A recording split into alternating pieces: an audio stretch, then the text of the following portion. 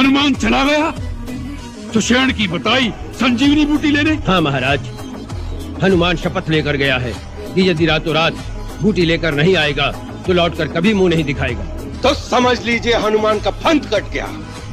अब वो चमगादड़ की तरह कहीं खो में मुंह छुपाकर बैठ जाएगा। युवराज, ऐसा न कहें।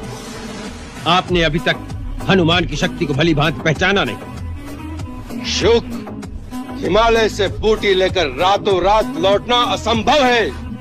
स्वयं हिमालय के पंख निकल आए और वो उड़कर आए तो भी संभव नहीं।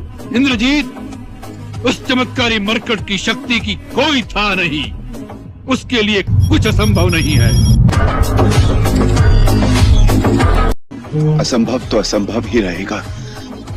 कहां लंका का समुद्र तट, कहां हिमालय? कौन ला सकेगा संजीवनी बूटी? प्रभु, आपका इस दास से विश्वास उठ गया। हनुमंत, कैसे पृथ्वी के दूसरे छोर से आएगी वो बूटी एक रात में?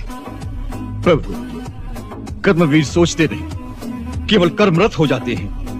आप आज्ञा तो दें। प्रभु, मुझे पूर्ण विश्वास है बजरंग इस कार्य में भी सफल होंगे। प्रभात की पहली किरण से पूर्व संजीवनी लेकर यदि नहीं लौट सका तो फिर अपना ये मुख आपको कभी नहीं दिखाऊंगा अयोध्यानाथ। जानते नहीं हमारे राज्य में चोरी का दंड बड़ा भीषण है। मैं तो समझा था जिस नगरी का राजा स्वयं चोर, उस नगरी में चोरी करने पर दंड नहीं पारितोषिक मिलेगा। यदि इस राज्य में चोर को दंड दिया जाता है तो पहला दंड तुम्हारे पिता को मिलना चाहिए, जो चोरी से एक अबला स्त्री को उठा लाया है। इस भेद को कोई नहीं जानता। स्वयं अंजनी कुमार भी भूले हुए हैं।